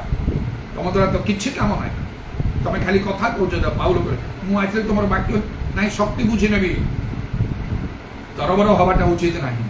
ଯାହା ହଉ, ଏଇଟା ମୁଁ କହିଲି ନା, ଏଇ ଗୋଟିଏ ସ୍ଥାନ ଅଛି ଯୋଉଠି ଲୁଚି ପାରିବେ ଆପଣ ପ୍ରଭୁଙ୍କ ପାଖରେ। ତୁମ୍ଭେ ମୋର ଲୁଚିବାର ସ୍ଥାନ, ମୋର ଢାଲ, ଆଉ ମୋର ପରିତ୍ରାଣ କର୍ତ୍ତା। ପ୍ରଭୁଙ୍କର ଧନ୍ୟବାଦ ହଉ, କୋଟି କୋଟି ପ୍ରଣାମ କରୁଛି ପ୍ରଭୁଙ୍କୁ। ମତେ ଦାଉଦଙ୍କର ତୁଲ୍ୟ ମତେ ଆଉ ତାଙ୍କ ଜୀବନ ସଦୃଶ କରିବା ପାଇଁ ପ୍ରଭୁଙ୍କର ଇଚ୍ଛା। ଯୋଉଟା ମୁଁ ଅନେକ ଥର ଆଉ ସ୍ୱପ୍ନ ଦର୍ଶନରେ ମୁଁ ଦେଖିଛି, ମୁଁ ନିଜେ ଦାଉଦ ହେଇଛି। ଦୁଇଥର ମୁଁ ରବରେ ଶୁଣିଛି, ଶୂନ୍ୟରୁ ପ୍ରଭୁଙ୍କର କାର୍ଯ୍ୟ କରି ମୁଁ ଫେରୁଥିବା ସମୟରେ, ଏକା ରାସ୍ତାରେ ଚାଲୁଥିବା ସମୟରେ, ଆମ୍ଭେ ଦାଉଦଙ୍କ ପ୍ରତି ଯେ ରୂପ କରୁଛୁ ତୁମ୍ଭ ପ୍ରତି ସେ ରୂପ କରିବା। ଦୁଇଥର ସେଠି ରବ ଶୁଣିଛି। ଚାରିଆଡ଼େ ଦେଖିଲି କେହି ନାହାନ୍ତି। ଜାଣିଗଲି ପ୍ରଭୁ କହିଛନ୍ତି, ମୋର ଅନ୍ତର ଭିତରେ ମୁଁ ରଖିଅଛି। କେବେ ପ୍ରାର୍ଥନା କରିନି, ମତେ କହିଛ ପରା, ମତେ କରୁନ କାହିଁକି? ତାଙ୍କ ଇଚ୍ଛା। ଆଉ ଏପରି ମଧ୍ୟ ଆଉ ସେ ଯେମିତି ଦାଉଦ କହିଲେ, ମରଣ ମୋ ମଧ୍ୟରେ ଗୋଟିଏ ପାହାଣ୍ଡ ମାତ୍ର ଅଛି, ସେଇ ପ୍ରକାର ଭାବରେ ମୁଁ ଚର୍ଚ୍ଚ ଅଫ୍ ଗଡ୍ ଇନ୍ ଖ୍ରାଇଷ୍ଟ ମଙ୍ଗଳବାର ଦିନେ ଭୟଙ୍କର ଭାବରେ ଅସୁସ୍ଥ ହୋଇଥିଲି। ତାପରେ ସେ ସତ୍ୟ ବାକ୍ୟ ଶୁଣିଲା ପରେ ମେଡିସିନ ବ୍ୟବହାର କରେ ବିଶ୍ୱାସୀ ମାନଙ୍କ ପାଇଁ ନାହିଁ, ଡିଭାଇନ୍ ହିଲିଂ ବିନା ଔଷଧ ଚାଲି ମୁଁ ଗ୍ରହଣ କଲି। ଭୟଙ୍କର ମୃତ୍ୟୁ ସହିତ ଅସୁସ୍ଥ ହେଉଥିଲି, ପ୍ରଭୁ ମୋତେ ସେ ସବୁରୁ ଉଦ୍ଧାର କରୁଥିଲେ। ଦିନେ ରବିବାର ଗିର୍ଜାରେ ମୁଁ ତ ପାଷ୍ଟର ଥିଲି। ପ୍ରଥମେ ବିଲିଭର୍ସ ହେଇକି ରହିଲି, ବିଲିଭର ହେଇକି ପରେ ଜଣେ ଏଭାଞ୍ଜେଲିଷ୍ଟ ଭାବରେ ହେଲି, ତାପରେ ମୁଁ ପାଷ୍ଟର ହେଲି ପ୍ରଭୁଙ୍କର ସିଦ୍ଧ ଇଚ୍ଛା ଅନୁସାରେ। ଦିନେ ମୁଁ ସାକ୍ଷ୍ୟ ସେ ପ୍ରଭୁଙ୍କର ବାକ୍ୟ କହିଲା ବେଳେ ସେଇ ମକରବାଗ ଚର୍ଚ୍ଚରେ ବହୁତ ଅନେକ ବୈଶିଷ୍ଟ ଉଚ୍ଚ ଶିକ୍ଷିତ ଲୋକମାନେ ତ ସେଇଠି ଥାନ୍ତି, ଗିର୍ଜା ଭରିକି ରହୁଥାଏ। ସେ ପ୍ରେମତା ସିଷ୍ଟର, ତାଙ୍କ ଶିଷ୍ଟ ଭଉଣୀମାନେ, ଶାନ୍ତିରତା ସିଷ୍ଟର, ପ୍ରିୟତା ସିଷ୍ଟର, ଆଉ ସେ ରତନ ଦିଦି, ଏମାନେ ସମସ୍ତେ, ଆଉ ସବୁ ସେଇ ଗୁଣା ଭାଇ ବି ସେଇଠି ଥିଲେ। ସେଇ ପ୍ରକାର ଶୁଭାଙ୍କର ଘୋଷ ତାଙ୍କର ସ୍ତ୍ରୀ, ଯେଉଁମାନେ କି ପ୍ରଫେସର ରିଡର୍ସ ଥିଲେ ରେଭେନ୍ସା ୟୁନିଭର୍ସିଟିରେ, ଅନ୍ୟାନ୍ୟ ବିଶିଷ୍ଟ ବିଶିଷ୍ଟ ଲୋକମାନେ, ବ୍ୟାଙ୍କ ମ୍ୟାନେଜର ଗୁଡ଼ାକ ସବୁ ସେଠି ଥାନ୍ତି। ଆଉ ଜଣେ ଆହୁରି ବିଶିଷ୍ଟ ଲୋକ ଭୁବନେଶ୍ୱରରୁ ଆସିଥାନ୍ତି, ସେ ଏଡିଏମ୍ ଆସିଥାନ୍ତି, ସେଠି ମ୍ୟାନେଜର, ସେଠୁ ଆସିଥାନ୍ତି ନିଶ୍ଚୟ ଚାର୍ଟେଡ୍ କରିବାକୁ। ସେଠିକାର ତାଙ୍କ ସହିତ ବହୁତ ଭଲରେ ପରିଚିତ, ତାଙ୍କ ହାଉସ୍ ଭିଜିଟିଂ ଇତ୍ୟାଦି। ତାପରେ ମୋତେ ବି ସେମାନେ ନେଉଥାନ୍ତେ। ସେ ମାନବ ପାତ୍ର ସୁତାହାଟର, ଯିଏକି ହାଇକୋର୍ଟର ଜଷ୍ଟିସ୍ ଥିଲେ, ଏମିତି ଲୋକମାନଙ୍କ ମଧ୍ୟରେ ମୁଁ କାର୍ଯ୍ୟ କରୁଥାଏ। ପି ନିରଞ୍ଜନ ଜେମ୍ସ, ଯେ ବିଭିନ୍ନ ପ୍ରକାର ଆଉ ବିଶେଷ ଭୁବନେଶ୍ୱର ୟୁନିୟନ ବାପ୍ଟିଷ୍ଟ ବି ପାଷ୍ଟର ଥିଲେ, ଆଉ ଅନେକ ଅନେକ ବିଶେଷ ଆଉ ପଦବୀ ପ୍ରାପ୍ତ ଲୋକ ସେମାନଙ୍କ ମଧ୍ୟରେ ମୁଁ କହୁ ସାକ୍ଷ୍ୟ ବାକ୍ୟ ସାକ୍ଷର କରିବା ସମୟରେ ମୁଁ କହି ମରଣ ମୋ ମଧ୍ୟରେ ପାହାଣ୍ଡେ ବାକି ଥିଲା, ୱାନ୍ ଷ୍ଟେପ୍ ଥିଲା, ଏତେ ଭାବେ ମୁଁ ଅସୁସ୍ଥ ଥିଲି। ପ୍ରଭୁ ମୋତେ ଉଦ୍ଧାର। ପ୍ରେମତା ସିଷ୍ଟର ପ୍ରଥମେ ତ ବହୁତ ଭଲ ପ୍ରେମ ସବୁ କରିକି ସବୁ ଶିକ୍ଷା ମୁଁ ପ୍ରାପ୍ତ କଲି, କିନ୍ତୁ ଆଉ ପରେ ଟିକେ ଭିନ୍ନ ପ୍ରକାର ଚିନ୍ତାଧାରା ଆସିଲା। ଯେତେବେଳେ ମୋର ଅନେକ ପ୍ରଶଂସା କରିବାକୁ ଲାଗିଲେ, ତାଙ୍କ ପରି ଯେଉଁ ଶିକ୍ଷା କେବେ ଆମେ ଶୁଣିନୁ, ଆଉ ଇତ୍ୟାଦି ଅନେକ ଯେତେବେଳେ ମୋ ବିଷୟରେ ପ୍ରଶଂସାର କଥା ଆସିଲା, ସେତେବେଳକୁ ଟିକେ ସେଟା ଗ୍ରହଣ କରିପାରିଲେ ନାହିଁ। ମୋତେ ବ୍ୟବହାର ଟିକେ ଅଲଗା ଅଲଗା ହେଲା, ବହୁତ ମନରେ କଷ୍ଟ ହେଲା, ସବୁ ସହିଗଲି। କିନ୍ତୁ ଯେତେବେଳେ ଡକ୍ଟ୍ରିନ୍ ଯେଉଁ ତାଙ୍କଠାରୁ ଶିଖିଥିଲି ତାହାର ଆଉ ବ୍ୟତିକ୍ରମ ହେଲା, ସେଇଟା ସହିପାରିଲିନି। ହେଲେ ବି ମୁଁ ପୃଥକ ହେଲି ନାହିଁ, ବାହାରିଗଲି ନାହିଁ। ଚାହୁଁଥିଲି ବାହାରିଯିବି, ଏକାଥରକେ ମୁଁ ବାହାରିଯିବି କହିକି ନାହିଁ, କିନ୍ତୁ ପୁଣି 10 ଦିନ ଉପବାସ କରି ପ୍ରଭୁ ଯୀଶୁ ସ୍ୱୟଂ ଦର୍ଶନ ଦେଇ ମୋତେ ପୃଥକ କରିଦେଲେ। ତାପରେ ମୁଁ ପୃଥକ ହେଇଗଲି। ମାତ୍ର ଯେଉଁଦିନ ମୁଁ ସେୟା କହିଲି, ସେଦିନ ଆଉ କ୍ରିଟିସାଇଜ୍ କରି କିଛି କଥା କହିଲେ। ମୁଁ କିଛି କହିଲା ପରେ ସେ ନିଜେ କିଛି କହିଲେ। ମରଣ ମୋ ମଧ୍ୟରେ ଗୋଟିଏ ପାହାଣ୍ଡ ବାକି ଥିଲା। ସରଳରେ ତ ମୁଁ କହିଲି, ଶେଷ ଅବସ୍ଥା ଆସିଥିଲା, ପ୍ରଭୁ ମୋତେ ଉଦ୍ଧାର। କିଛି ତ ନଥିଲା, ଏମିତି ଉଠିକି କ୍ରିଟିସାଇଜ୍ କରି କହିଲେ। ଈଶ୍ୱରକୁ ଦୁଃଖିତ ହେଲେ। ତାପରେ ପରେ ତାଙ୍କ ସମ୍ବନ୍ଧରେ ବିଭିନ୍ନ ସ୍ୱପ୍ନ ଦର୍ଶନ ହେଲା ତାଙ୍କ ଏଗେନଷ୍ଟରେ। ଯେପରିକି ଗୋଟିଏ ସମୟରେ ପଶୁ ଗିର୍ଜାରେ ମୋତେ ଜଣେ ଯୁବା ଲୋକ ଆସି ତାଙ୍କୁ ଏକଦମ ଷ୍ଟାମ୍ପ କରିଦେଲେ, ମରିଗଲେ ସେଠି। ଆଉ ବିଭିନ୍ନ ଭାବେ ଆଉ ଗୋଟେ ବଡ଼ ଦେଖୁଛି ଗୋଟେ ଗ୍ୟାଲେରୀ ସିଷ୍ଟମ ଲୋକ ବସୁଛନ୍ତି, ମୁଁ ବସିଛି ସେ ସିଷ୍ଟମରେ ବସୁଛନ୍ତି, ବିଶେଷ ଲୋକ ମିଟିଂ କରୁଛନ୍ତି, ସେମାନେ କ'ଣ କଥାବାର୍ତ୍ତା କରୁଛନ୍ତି ସେ ରାଗିଗଲେ ତାଙ୍କୁ ଧକ୍କା ମାରି ପକେଇ ଦିଅ, ଧକ୍କା ମାରି ପକେଇ ଦିଅ। ଆଉ ଏମିତି କେତେ ବିଷୟ ସବୁ କହିବାର ଉଦ୍ଦେଶ୍ୟ ଈଶ୍ୱରଙ୍କର ସମ୍ମୁଖରେ ମୁଖାପେକ୍ଷା ନାହିଁ, ତେଣୁକରି ମୁଁ ଭୟ କରେ। କାହାକୁ ମୋର ଶିକ୍ଷା ପ୍ରଚାରରେ ଅନୁଯୋଗ ଯଥେଷ୍ଟ ରହିଛି। ମୁଁ ଗୁପ୍ତ ପ୍ରେମ ଭଲ ପାଏ ନାହିଁ। ଯିଏ ବୁଝିବ ବୁଝିବ, ନ ବୁଝିବ ନ ବୁଝିବ, ମୋର ସେଥିରେ କିଛି କହିବାର ନାହିଁ। ମାତ୍ର ପ୍ରକାରେ ସମର୍ପଣ କରେ। ମୋର ଶିକ୍ଷା ପ୍ରଚାର ଭାଷା ଭାବ ଆଉ ତାର କ'ଣ ଶୈଳୀ ସମୟ ସବୁକୁ ପବିତ୍ର ଆତ୍ମାଙ୍କ ଦ୍ୱାରା ନିୟନ୍ତ୍ରଣ କର।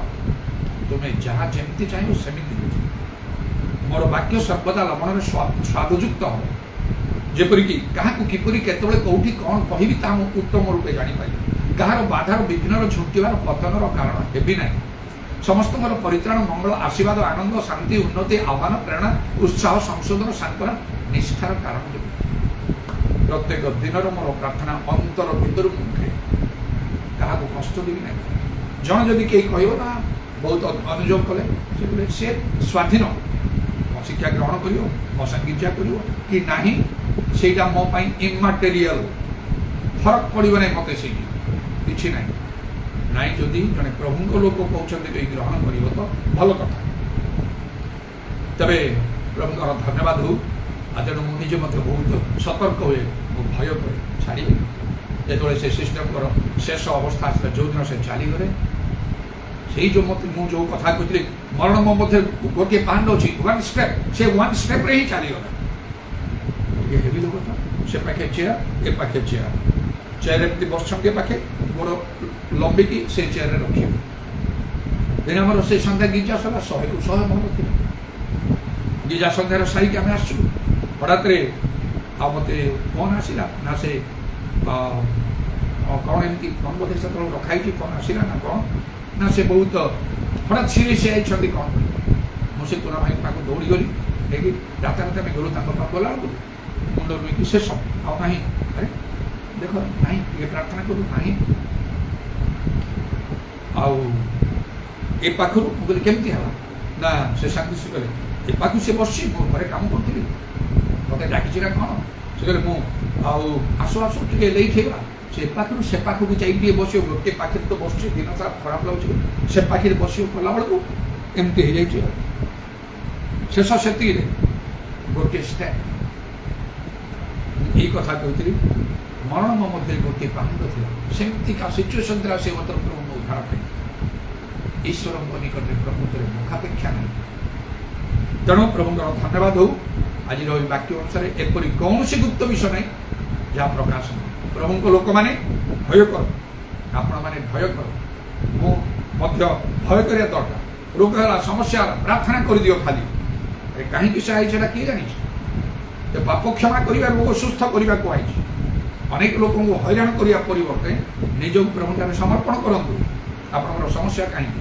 ପାପ ଥିଲେ ପ୍ରଥମେ ତାକୁ ସ୍ୱୀକାର କରନ୍ତୁ, ନଚେତ୍ ଗୋଟିଏ ସମୟରେ ପ୍ରକାଶ ତ ହେବ। ସେ ଆଖନ ହେଲେ ମଧ୍ୟ ଏତେ ଲୋକମାନଙ୍କର ସମସ୍ତ ଇସ୍ରାଏଲ ଜାଣିଲେ କିଏ ସେଟା କିଏ ସେଟା କିଏ ସେଟା, ଆଖନ ଆଖନ ଆଖନ। ଆଉ ସେ ପରେ ସେ ଗିହି ଯାଇକି ଇଲିଶା କାମ କରେ, ମୋର ଅନ୍ତ କ'ଣ ଯାଇନଥିଲା ଗିହେଇଛି, ତମେ ଏସବୁ ଆଣିକି ତମେ ରଖିଛ ଘର ଭିତରେ, କ'ଣ କି ଦଣ୍ଡ? ଆଦମ କେଉଁଠାରେ? ତୁମେ ଏକି କଲ ସେଇ ସ୍ତ୍ରୀ ଲୋକକୁ। ଆମେ ଲୁଚିଛୁ। କେମିତି ଲୁଚିଲ? କିଏ କହିଲା ତମକୁ? ଜାଣିଲ କେମିତି ତମେ ଉଲଙ୍ଗ ଅଛ ବୋଲି ଆଉ ତୁମେ ଲୁଚିଛ? ଆଉଟ୍ କରିଦେଲେ ସେଇଠୁ, ସେଇ ଏଦନ ଉଦ୍ୟାନ। ଆମେ ଆଜି କୋଉଠି ଅଛୁ? କୋଉଠି ଅଛନ୍ତି ଆପଣ? ଲୁଚିଛନ୍ତି କି?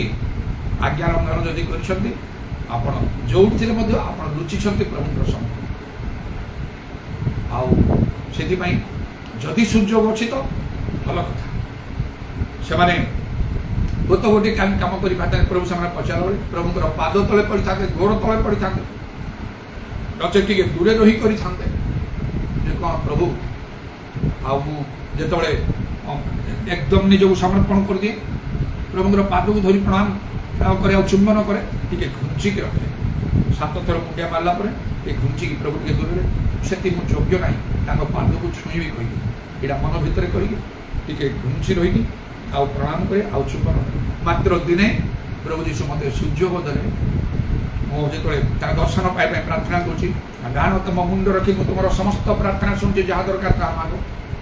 ସେତେବେଳେ ତାଙ୍କର ପାଦ ଦୁଇଟାକୁ ମୁଁ ଧରିକି ମୋ ମୁଣ୍ଡ ଲଗେଇକି ତାଙ୍କୁ ପ୍ରଣାମ କରୁଛି ଦୂରେ ନାହିଁ।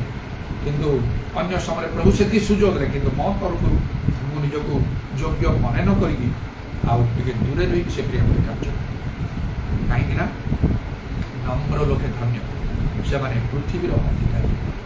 ନିଜକୁ ନମ୍ର କରିବାକୁ ମାତ୍ର ସେ ଲୁକ 18 ପର୍ବ ଅନୁସାରେ ନିଜକୁ ଧାର୍ମିକ ମନେ କରୁଥିବା ଆଉ କେତେକ ଆଉ ଆତ୍ମନିର୍ଭରଶୀଳ ଲୋକ ଆତ୍ମଧାର୍ମିକ ଲୋକମାନେ ସେଲ୍ଫ ରାଇଚସ୍ ସେଇ ପ୍ରକାର ସବୁ କଟିଯିବ। ଯେତେ ସବୁ ଭଲ କାମ ସେ କରୁଥିଲେ ମଧ୍ୟ ଯୀଶୁ କହିଲେ ଏ ନୁହଁ ଯିଏ ନିଜକୁ ଅତିଶୟ ନମ୍ର କରିଥିଲା ସେଇ କରଗ୍ରାହୀ କଲେ ଏ ଲୋକ ଧାର୍ମିକ ମନେ କରି ହାଲେଲୁୟା ପ୍ରେଜ ଦ ଲର୍ଡ ଦାରାବାନି ଖାରାବାଶା କାରାବାନ୍ଦାଲା ରବାନା ପ୍ରଭୁ ତୁମ ନାମର ପ୍ରଶଂସା ଗୌରବ ଯୁଗେ ଯୁଗ। ଆଜିର ସମୟ ନିମନ୍ତେ ସୁଯୋଗ ନିମନ୍ତେ ଧନ୍ୟବାଦ ପ୍ରଭୁ। ଏବେ ସୁଯୋଗ ମିଳିଛି ଭୟ କମ୍ପରେ ତୁମ ନିକଟକୁ ଆସିବା ପାଇଁ ନିଜର ଆଜ୍ଞା ଲଙ୍ଘନ ନିଜର ପାପ ନିଜର ଭୁଲ ସବୁ ସ୍ୱୀକାର କରିବା ପାଇଁ ଅନ୍ତର ସହତା ଯଦି ଆମେ କରୁ ଲେଖା ଅଛି ପ୍ରଥମ ଜନ 1 ପର୍ବ 9 ପଦରେ ଆମର ଆପଣ ପାପ ସ୍ୱୀକାର କଲେ ସେ କ୍ଷମା କରିବାକୁ ବିଶ୍ୱସ୍ତ ନ୍ୟାୟବାନ ଏବଂ ସେ ପାପ କେତେ ଭୟଙ୍କର ଯେ ଯୀଶୁଙ୍କର ରକ୍ତ ବିନା ଆଉ କିଛିରେ ସେ ପାପ ଧୋଇ ହେବ ନାହିଁ। ଯାହା ପ୍ରଥମ ଜନ 1:7 ଲେଖା ତାଙ୍କ ପୁତ୍ର ଯୀଶୁ ଖ୍ରୀଷ୍ଟଙ୍କ ରକ୍ତ ସମସ୍ତ ପାପ ପରିଷ୍କାର କରେ। କେବଳ ଯୀଶୁ ନିଜେ ଆଉ ପୋତେ କହିଦେଲେ ନାହିଁ ଖାଲି ଯୀଶୁଙ୍କ ନାମରେ ପ୍ରାର୍ଥନା କରିଦିଅ ପାପ କ୍ଷମା ହେଇଯିବ ସେ କଲେ ନାହିଁ। ସେଥିପାଇଁ ଜଗତକୁ ଆସିଗଲା କୃଷ୍ଣରେ ପ୍ରାଣ ଦେବାକୁ ହେଲା ରକ୍ତ ଦେବାକୁ ହେଲା। ଏଡ଼େ ଭୟଙ୍କର ବିଷୟ ଆମକୁ ପ୍ରତ୍ୟେକଙ୍କୁ ଦୟା ଆମଙ୍କର ଗୁପ୍ତ ବିଷୟ ଗୁଡ଼ାକ ଗୋଟିଏ ଦିନ ପ୍ରକାଶ ହବ ହିଁ ହବ। ତେଣୁ ତ ଲେଖା ଅଛି ଆଉ ତୁମର ପାପ ଯେ ତୁମକୁ ଧରିବ ଏହା ନିଶ୍ଚୟ ଜାଣ। ତେଣୁ ପୁନର୍ବାର ସେ ଗୀତ ସଂହିତା ଲେଖାଯାଏ ଗୀତ ହୋ ପାପ କର ନାହିଁ ଇଦାରବାନି ଖାର ବର୍ଷା କାଲା ରବା ପ୍ରଭୁ ଯିଏ ପାପ କରେ ସେ ଉଲ୍ଲଙ୍ଘ ହେଇଯାଏ ଆଜ୍ଞା ଲଙ୍ଘନ କରେ ସେ ଉଲ୍ଲଙ୍ଘ ଦେଖାଯାଏ ନିଜକୁ ଲୁଚାଏ ତାର ପରିଣାମ କେବଳ ଦଣ୍ଡ ଭୟଙ୍କର ଦଣ୍ଡ ଅଭିଶାପ। କେବଳ ଗୋଟିଏ ଜାଗା ଲୁଚିବାର ସ୍ଥାନ ଈଶ୍ୱରଙ୍କ ଠାରେ ଯୀଶୁଙ୍କ ଠାରେ ଅଛି। ଓ ପ୍ରଭୁ ଯଦି ଆମେ ତୁମର ଶରଣାଗତ ତୁମଠାରେ ନିଜକୁ ସମର୍ପଣ କରୁ ତାହେଲେ ଆମଙ୍କର ସମସ୍ତ ପାପ ସ୍ୱୀକାର କଲେ ଯୀଶୁଙ୍କ ରକ୍ତରେ ଧୋଇ ହେଇଯିବ। ହାଲେଲୁୟା ଶମାନି ଖାରବାତ୍ରାମାନା କାରାବାନ୍ଦାଲା ରବାନି ଖାରାବାନ୍ଦାଲା ହୋଲି ହାଲେଲୁୟା ଯୀଶୁଙ୍କ ନାମରେ ଦୟା। ତେଣୁ ଯଦି ଆମେ ନିଜକୁ ନ ଲୁଚେଇକି ପ୍ରଭୁଙ୍କ ନିକଟକୁ ଆସିବାକୁ ଚାହୁଁ ଉଲ୍ଲଙ୍ଘ ଦେଖାଯିବାକୁ ଯଦି ନ ଚାହୁଁ ଆମକୁ ଆଜ୍ଞା ଲଙ୍ଘନରୁ ଆମକୁ ପୃଥକ ରହିବାକୁ ହେବ ବା ଆମକୁ ଆଜ୍ଞା ମାନିବାକୁ ହେବ। ସେମାନେ ଯଦି ସେ ଫଳ ଖାଇନଥାନ୍ତେ ତାହେଲେ ସବୁଦିନ ପରେ ଯାଇକି ପ୍ରଭୁଙ୍କ ପାଖରେ ପହଞ୍ଚିଥାନ୍ତେ ଭଲରେ କଥାବାର୍ତ୍ତା କରିଥାନ୍ତେ। ଆଉ ଯାହା ସବୁ ଆଜ୍ଞା ଲଙ୍ଘନ ହେଇଛି ଭୁଲ ପାପ ହେଇଛି ତାହା ସ୍ୱୀକାର କରି ଅନୁତାପ କରିକି ପ୍ରଭୁଙ୍କ ନିକଟକୁ ଫେରି ପୁନର୍ବାର ଆମକୁ ଆଉ ଈଶ୍ୱରଙ୍କ ସହିତ ସମ୍ମିଳିତ ହେବାକୁ ଯାହା ପାଉଲ କଲେ ଈଶ୍ୱର ଆମେ ଖ୍ରୀଷ୍ଟଙ୍କ ପକ୍ଷରୁ ବିନତି କରୁଛୁ ଈଶ୍ୱରଙ୍କର ସହିତରେ ସମ୍ମିଳିତ ହୁଅ। ଇଦାରବାଶାବାନି କାଲାରବାନି ଆତରବାନି ଖାରବାତ୍ରବାନା କାରବାନ୍ଦାରବା ପ୍ରତ୍ୟେକ ନିଜ ନିଜକୁ ପରୀକ୍ଷା କରୁ କରୁ ତୁମ ଦୃଷ୍ଟିରେ ପରୀକ୍ଷା ସିଦ୍ଧ ଦେଖାଯିବା ନିମନ୍ତେ ଯତ୍ନ କରିବାକୁ ଆମକୁ ଦୟା କର। ତୁମର ଘଣ୍ଟା ବିଧା ପାଦକୁ ପ୍ରଣାମ ଆଉ ଚୁମ୍ବନ କର ଏବଂ ତୁମର ହସ୍ତରେ ଆମମାନଙ୍କର ସରପଣାତ୍ମା ସବୁ ସମର୍ପଣ କରି ଶୁଣିଲ ବୋଲି ଧନ୍ୟବାଦ ଦେଇ ନିତ୍ୟ ଜୀବିତ ପ୍ରଭୁ ଯୀଶୁ ଖ୍ରୀଷ୍ଟଙ୍କ ନାମରେ ଏହି ପ୍ରାର୍ଥନା କରୁଛି। ଦୁଇ ହାତ ଉପରେ ସ୍ୱର୍ଗ ମୋର ତ ପାତାଳ ପୁର ସବୁ ତ କୃତ ଅଟେ ତାଙ୍କର ଅଟେ ତାଙ୍କର ସ୍ୱର୍ଗ ମୋର ତ ପାତାଳ ପୁର ସବୁ ତ କୃତ ଅଟେ ତାଙ୍କର ଅଟେ ତାଙ୍କର ଆଉ ଲୁଚିବାର ସେଦିନ ଆଉ ଲୁଚିବାର ସଂକଟର ଦିନ ଆସିବ ଆସିବ ତେବେ କେଉଁଠାରେ ଯାଇ ଲୁଚିବ ତେବେ କେଉଁଠାରେ ଯାଇ লুচিব বিচার সিংহাসনর কতি উভা হইবে যায় সর্বজাতি যায় সর্বজাতি বিচার সিংহাসনর কতি উভা হইবে যায় সর্বজাতি যায় সর্বজাতি কহ কি সব সেদিন কহ কি সব কর দিন আসিব আসিব দেবে দেবে যাই লুচিব দেবে যাই লুচিব হৃদয় স্বরূপর প্রেম প্রতি সৃষ্টাঙ্গর আনন্দ পবিত্র আত্মাঙ্গর সহায়তা প্রতি সুন্দর গৌরবময় পুনরাগমন পর্যন্ত সমস্ত